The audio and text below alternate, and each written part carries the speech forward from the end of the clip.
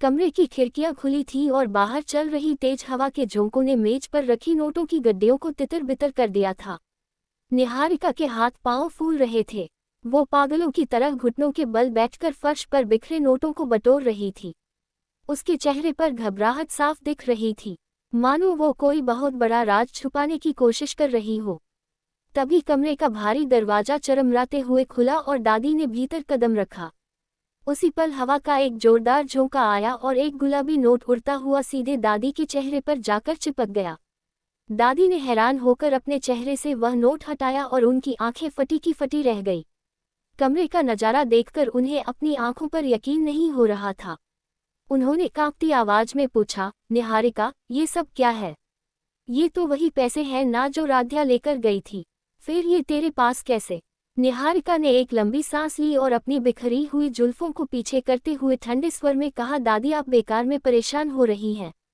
राध्या जो नोट लेकर गई है वो सिर्फ कागज के टुकड़े हैं। वह सब नकली है। असली नोट तो मेरे पास सुरक्षित है। ये सुनते ही दादी के भीतर का डर गुस्से में बदल गया। उन्होंने बिना एक पल गवाए निहारिका के गाल पर एक जोरदार तमाचा जड़ दिया।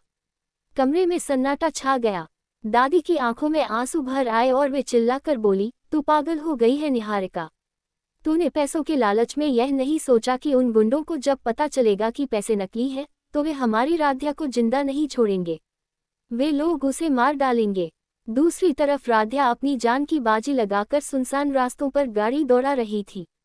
उसका मकसद सिर्फ एक था, प्रथम को उन किडनैपर्स के चंगुल से सही सलामत वापस लाना।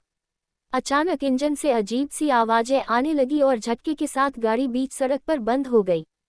चारों तरफ घना जंगल और बढ़ता हुआ अंधेरा राध्या के हौसलों की परीक्षा ले रहा था। सुनसान सड़क पर दूर दूर तक कोई नजर नहीं आ रहा था। राध्या ने हार मानकर स्टीयरिंग पर अपना सिर रख दिया और सुबकते हुए हाथ जोड़ लिए।